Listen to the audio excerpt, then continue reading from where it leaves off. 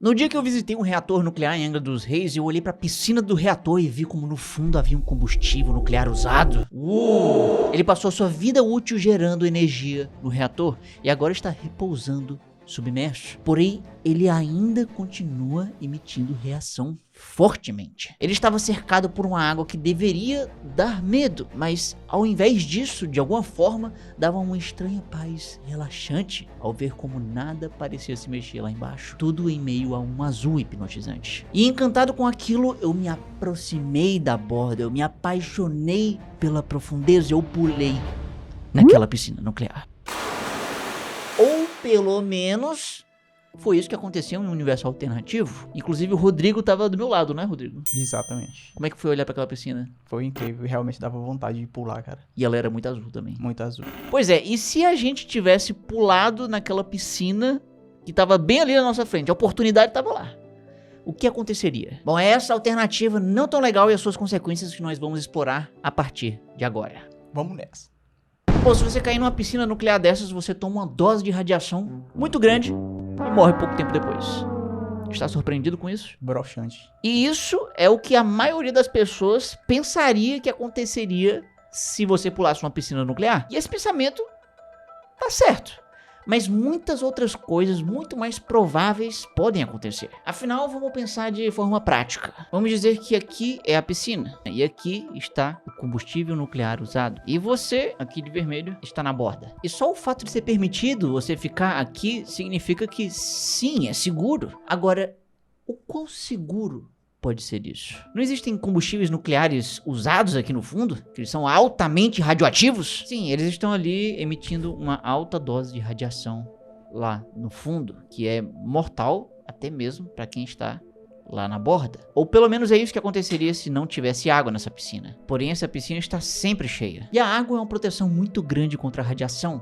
E aqueles combustíveis nucleares usados lá no fundo estão a alguns metros cobertos por água. E isso quer dizer uma coisa muito bizarra, Rodrigo. Porque simplesmente, se a água lhe protege contra a radiação, significa que você pode, pelo menos, mergulhar um pouco. E ainda assim não sofrer tanto com a radiação. Só não pode mergulhar muito, então. É, talvez. A gente vai ver isso. Seria possível dar um mergulho pouquinho e depois sair completamente sem nenhuma dose extra de radiação. Um belo desenho, Calazans. Obrigado, eu me esforço muito. E não só você não iria sofrer tanto com a radiação do combustível nuclear, mas você podia ficar, depois dessa brincadeira aqui, com uma dose negativa de radiação. Isso acontece porque se você estiver vivendo a sua vida normal, você não estiver dentro de uma piscina, de um reator nuclear, você já iria receber uma dose padrão de radiação, que inclusive vem do céu. Então, ficando aqui do lado de fora, você já iria receber essa dose padrão.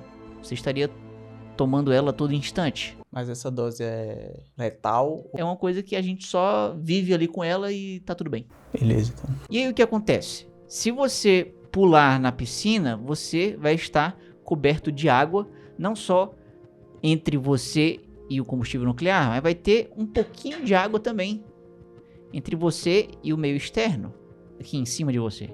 Isso significa que vai ter alguma proteção da água, da dose padrão que vem do céu de radiação. É por isso que se você mergulhar numa piscina, seja ela de um reator nuclear ou não, você estaria, na verdade, mais protegido dessa dose padrão de radiação. Então quer dizer, Calazans, que uma usina nuclear, na verdade, não é tão perigosa assim quanto o imaginário popular pensa, né? No imaginário popular, eu acho que não é. A rapaziada aprendeu a tirar energia sem se explodir, né? Do átomo, né? Incrível. Nice demais, né? Agora, e se a gente fosse mais fundo nesse mergulho aqui? Vamos dizer que a gente mergulhou e foi além dessa região próxima da superfície. A gente foi bem fundo até tocar no combustível nuclear usado.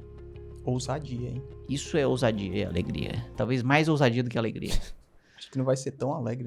Talvez não. E aí, nesse caso, se a gente for assim, fundo demais, a gente pode realmente receber uma dose mortal de radiação.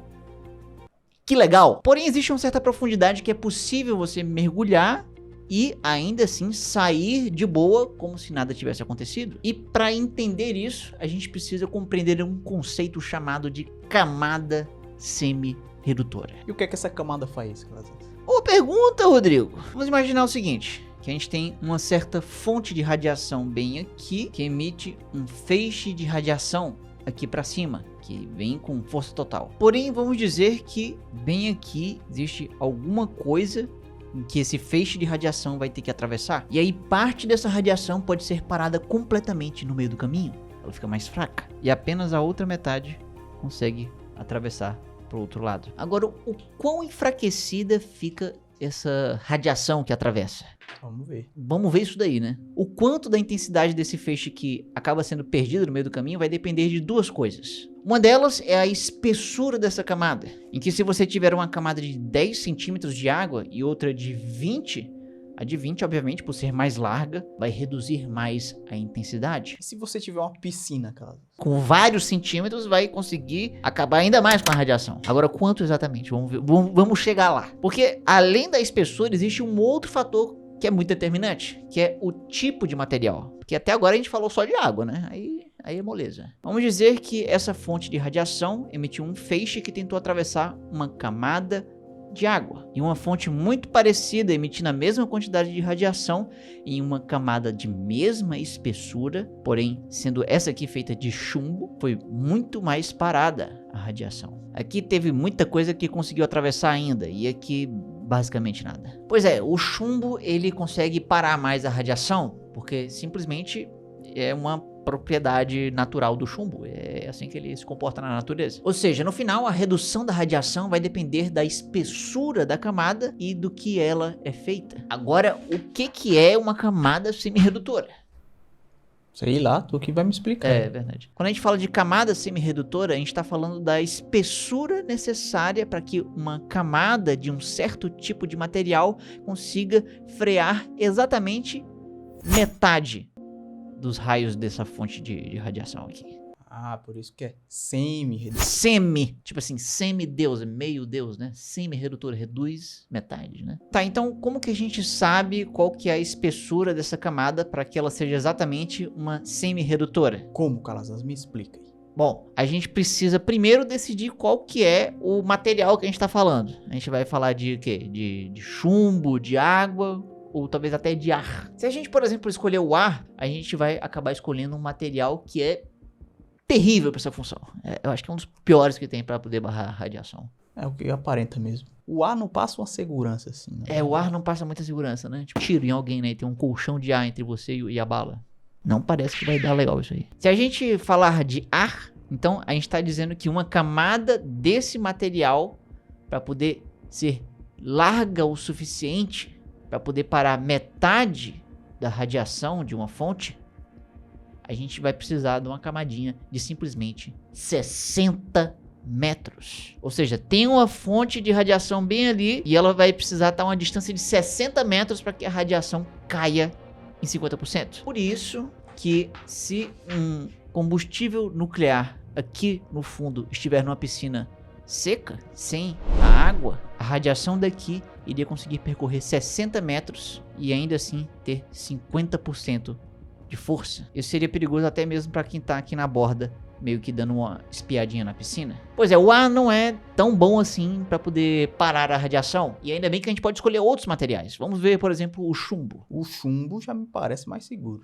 Chumbo, entre chumbo e ar, eu confio mais no chumbo, realmente. Também. Se essa camadinha aqui for de chumbo, a espessura que ela precisa ter para poder parar metade dos raios é de simplesmente apenas menos de meio centímetro. Nossa. Ou seja, é tipo assim, é uma chapinha, né? O chumbo é top. O chumbo é muito top, pessoal. Comam chumbo, por favor.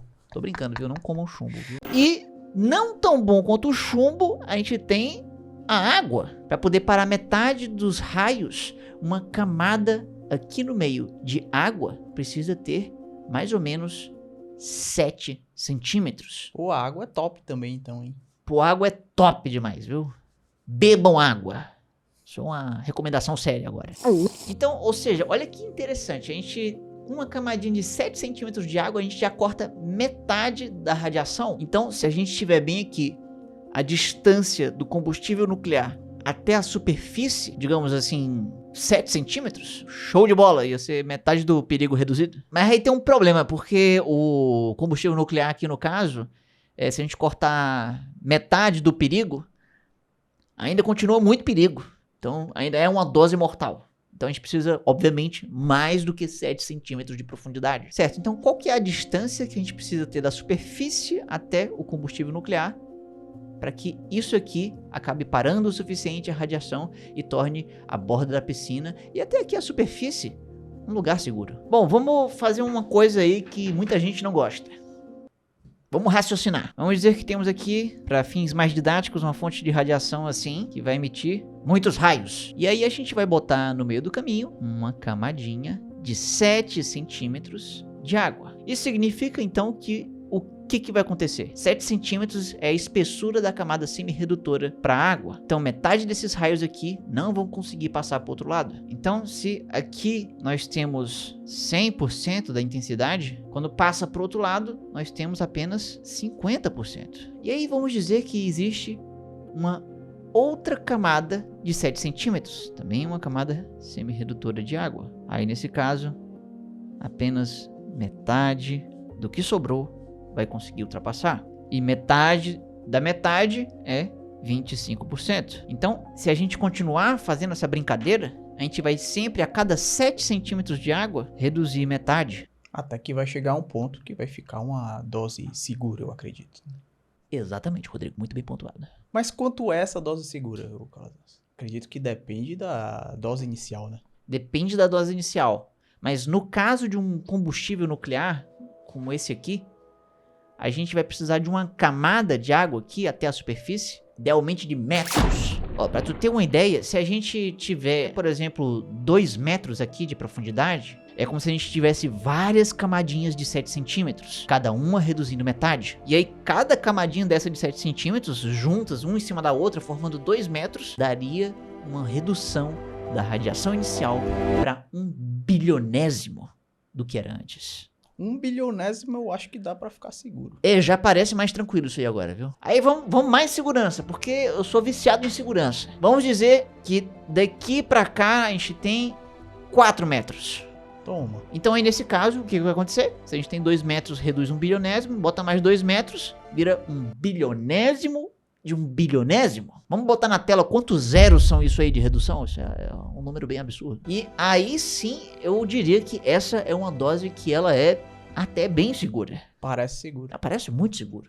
Eu me sinto seguro só de falar isso. E se 4 metros parece já tranquilo o suficiente, saiba que na prática, daqui pra cá, há uma distância que normalmente é mais do que 4 metros. Isso significa que seria possível você mergulhar, deixar uma distância daqui pra cá de 4 metros e daqui pra cá uma distância também gostosinha. Então, esse indivíduo que mergulhou numa piscina, que poderia ter sido eu, estaria ainda assim em uma situação que não é mortal. Mas assim, só porque você não iria imediatamente morrer a um negócio desse, significa que então é tranquilo e até recomendado dar um pulinho numa piscina de um reator nuclear? Não parece algo que a galera de lá ia gostar. Não parece uma boa ideia. Se a gente olhar só para as coisas no papel, parece que mergulhar aqui então realmente não tem nenhum perigo radioativo. O maior perigo seria só se afogar. Inclusive, lá do lado da piscina tinha até umas boias, eu acredito que é justamente para esse caso, né? Como você pode ver aí na Tem imagem. umas boias aqui em algum canto, né? Mas isso só em teoria, se tudo ocorresse perfeitamente.